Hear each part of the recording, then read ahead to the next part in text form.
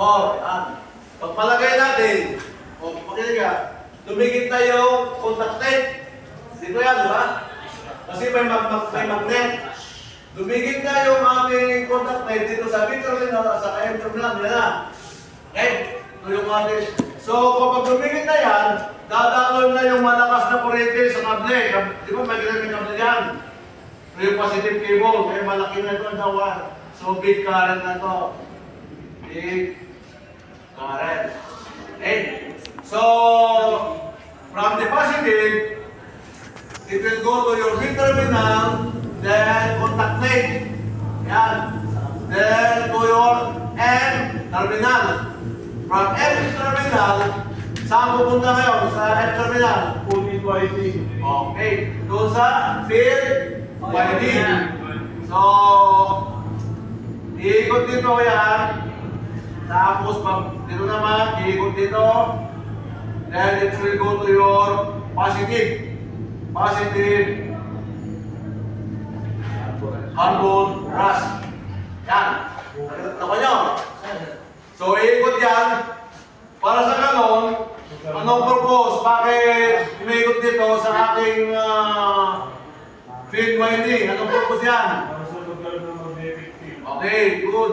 Field winding, ha? Para it will produce magnetic field. Iikot yan. Okay, magkaroon ng magnetic field, north and south. Okay? So, pagkatapos yan, kasi may pulso dito, ha? Iikot dito, ha? Tignan nyo, ha? Dahil nagagawa kayo rin ng ganito mamaya yan, oh. Dito sa baba. So, from positive, dadaan sa B terminal, contact plate, then N terminal, then sa field winding, to produce magnetic field. Then it will go to your positive carbon brush. Yes. Papunta sa carbon brush, sinasama ng ating commutator yung kuryente, then iikot naman dito sa ating armature winding. So, armature winding. Yan. Then, ikot sa armature winding, anong purpose naman yan? Para magkaroon din naman ng magnetic field, north and south. Diba? So, pagkatapos yan, babalik ko ulit dito sa commutator. Kapatid niya? Carbon brush, commutator, armature winding, ikot yung kuryente niyan para magkaroon ng magnetic field. Then, babalik ulit dito sa commutator. Then, dadaanan dito sa negative carbon brush. Then, negative carbon brush, pagkatapos, mag-ground siya. Babalik na doon sa battery. Yan. Pag bumalik na sa battery, aandar na yung ating starter. Pag hindi na nakabalik yan, hindi aandar yan. Maaari ito, okay na. May mga connection dito. Okay, maaari rudpud na. Yun, connection, huwag lang sunog yung winding. Dahil na-testing kayo naman ng armature winding, di ba? Armature winding, anong ginamit nyo na nag-testing ng armature winding? Kapag yan ay grounded. Yung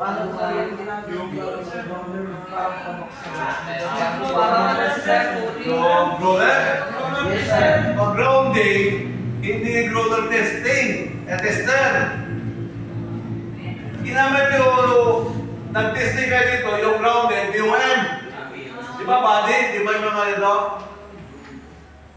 Pag doon sa shorten ng ating armature winding, yun, gamitin nyo na roller tester. Kasi hindi ba testing ng BOM yan? Yung grounded, matesting din yun. Di ba tinesting nyo ito, kumikito na sa kayong body? Yes, sir. Yung grounded. Kasi nakakabit kasi yung winding dito sa commutator. Ha? Kaya na-testing niyo kung grounded itong winding na yan. Di ba tinesting nyo ito sa kayong body? Yes, sir. Siya, grounded. Kapag pumalo, pag hindi pumalo, good. Walang grounded. Hindi naka-ground yung winding. Yung ginawa nyo sa laboratory. Pag shorted, yung ano? Yung roller tester. Kasi hindi naman testing ng Kano yan mo? hindi wire yung Meron ka ba? Meron ka ba? Hindi na Yes, sir. Mga motor? Okay. pag scooter, nagkaroon no? na yan, kailangan Ano? magagalingan yung Ah, gawin dito ha. Honda Click naman. Hindi gawin yung ginawa ko na. Ay, Honda Click. Magkano? Yung mga ito, kailangan. Ah, wala na mga Mio. Ruler. Naubos na. Ha? Naiintindihan? Magkano? So nakuha nyo ngayon, gagawin nyo dito. Undang kita na Yes, sir. undang mo kayo. Oh. Undang din. Sino magagawa ng walang box yan? Dito. Kailangan kompleto yan ha. Anong kulay? Ang battery. Black. Ah, sir, try ko. Okay, ikaw ka. Kasi correction na kung magmali. Okay. Anong susunod yan?